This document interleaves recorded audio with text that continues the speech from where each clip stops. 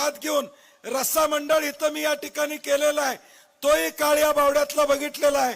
राधे स्पोर्टच्या कट्ट्यावर बसून या बावड्याचं राजकारण शिकायचं काम सुद्धा मी त्या ठिकाणी केलेलं आहे। हनुमान मंदिर बांधून त्या काळामध्ये अगदी रस्त्यानं फिरून 10 रुपये गोळा करून हनुमान मंदिर बांधण्याचं काम सुद्धा या गावामध्ये माझ्यासारख्या लहान कार्यकर्त्याने केलेलं।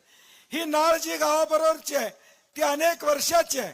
आता कोण येऊन कोण बोलून ही नाळ तुटण्यासारखी नाही आहे, हे बाहेरच्या लोकांना या ठिकाणी कळत नाही। बाहेरच्या लोकांना कळत नाही, ये अलग नाता है, ये जोड़ टूटने वाला जोड़ नहीं है, ये रहने वाला जोड़ है, हे लोकांना या ठिकाणी लक्षात येत नाही। आणि म्हणून हा जे काही नातं आहे आपलं, हे नातं कायमपणे टिकवायचं उद्याच्या भविष्य काळात आपल्याला या ठिकाणी गरजेचं आहे।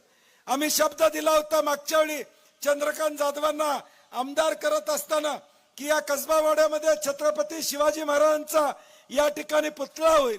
मला संजय साहेब आणि ऋतुराज पाटलांचं अभिनंदन करायचं आहे की अश्वरोड पुतळा करण्यामध्ये सिंहाचा वाटा या दोघांनी या ठिकाणी घेतला आणि आपल्या भगव्या चौकामध्ये छत्रपती शिवाजी महाराजांचा पुतळा त्या ठिकाणी झाला।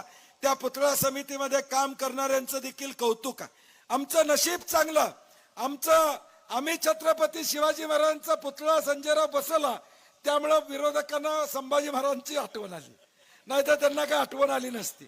आम्ही करणारच होतो, परंतु ते करतायत म्हणलं अशा गोष्टीत राजकारण करायचं नाही, म्हणून मी म्हणलं त्यांना करू द्या। 6 महिन्यात पूर्ण करणार होते, अजून मला वाटतं झाला का नाही मला माहित नाही, खाली गेलेलो नाही पानंदीला, अजून झालेलं नाही।